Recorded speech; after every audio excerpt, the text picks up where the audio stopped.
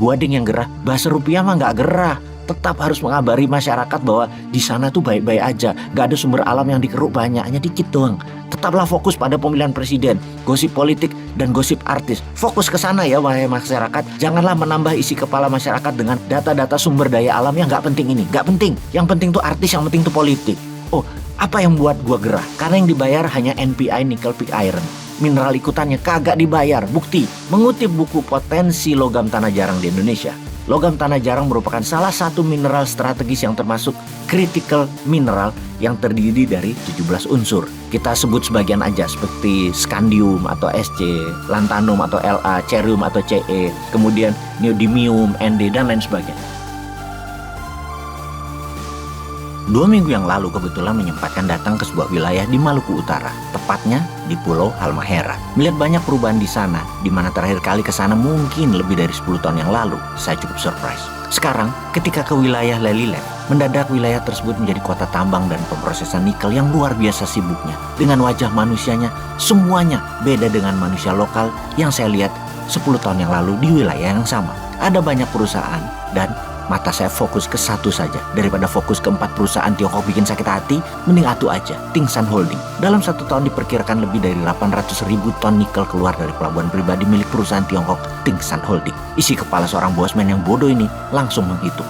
Kalau harga nikel 1 ton $23.000, bulan Maret kemarin bahkan sampai $50.000 per tonnya. Wis, kita asumsi $23.000 saja per ton. Tingsan itu mengirim NPI atau nickel pig iron dengan kadar 12% nikel. Maka rumus sederhananya adalah 800.000 ton dikalikan $23.000 dikalikan 12% atau sekitar 34 triliun rupiah. Sebuah angka yang dahsyat ya. Setiap tahun 4 atau 5 perusahaan tambang nikel di sana menghasilkan berapa tepatnya nggak tahu juga. Tapi angka 34 triliun sampai 50 triliun ada mungkin.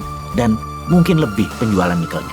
Yang miris, dalam 3 tahun terakhir kirain di sana dengan uang beredar 50 triliunan setahun membuat rakyat di wilayah tambang sana jadi makmur. Misalnya ada rumah sakit besar, ada mall, ada pembangunan perumahan yang dahsyat banyaknya.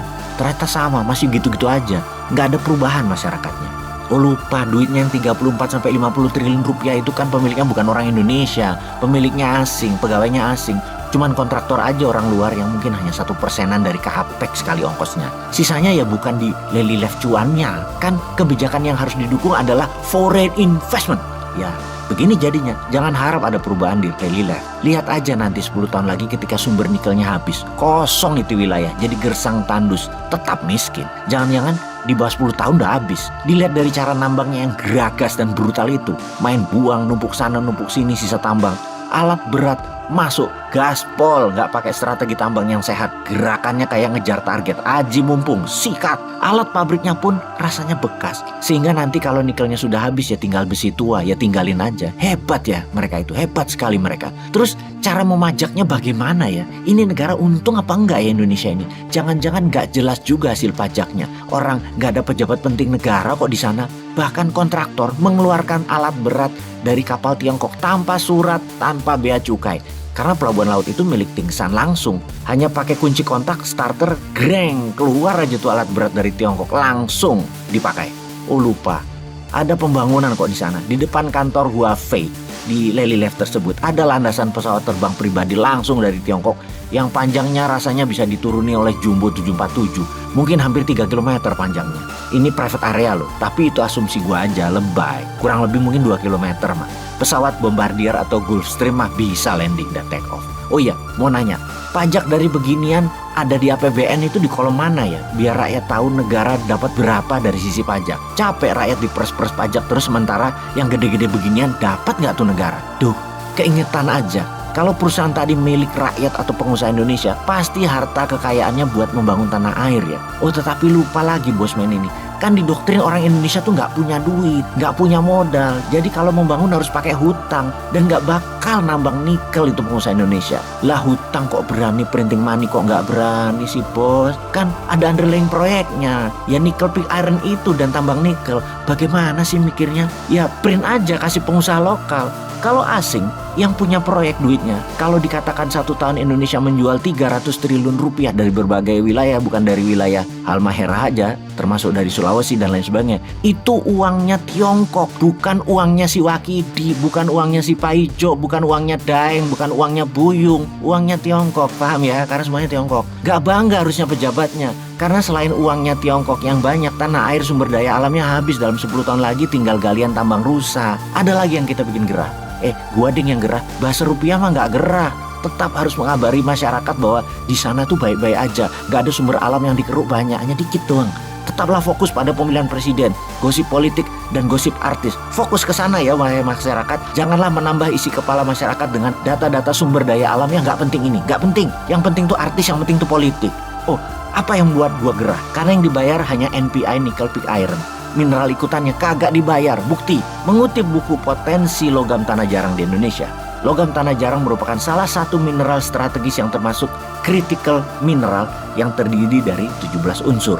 Kita sebut sebagian aja seperti scandium atau Sc, lanthanum atau La, cerium atau Ce, kemudian neodymium, Nd, dan lain sebagainya. Logam tanah jarang ini juga terkandung di dalam laterit nikel. Sejumlah mineral ikutan dalam laterit nikel yang harganya mahal lainnya adalah monasit, zirkon, dan xenotip. Indonesia ternyata menyimpan harta karun super langka yang diincar banyak negara karena manfaatnya luar biasa di era modern ini. Mulai dari bahan baku peralatan elektronika, baterai, telepon seluler, komputer, bahkan pembangkit listrik berbasis energi baru terbarukan, hingga kendaraan listrik dan peralatan militer atau industri pertahanan. Harta karun super langka ini yaitu logam tanah jarang atau LTJ atau rare earth element, sangat banyak menempel di timah, di emas, dan pastinya di nikel.